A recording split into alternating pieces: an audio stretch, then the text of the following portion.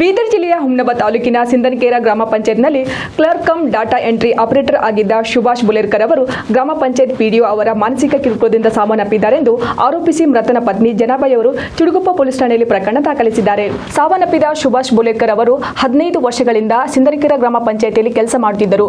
ಸಿಂದನಕೇರ ಗ್ರಾಮ ಪಂಚಾಯತಿ ಪಿಡಿಒ ಸುಗಂಧ ರಾಧೋ ಅವರಿಂದ ಅವರಿಗೆ ಮಾನಸಿಕ ಕಿರುಕುಳ ನೀಡಲಾಗುತ್ತಿತ್ತು. 2 ವರ್ಷದಿಂದ ವೇತನ ನೀಡದೆ ಸತಾಯಿಸುತ್ತಿದ್ದರು.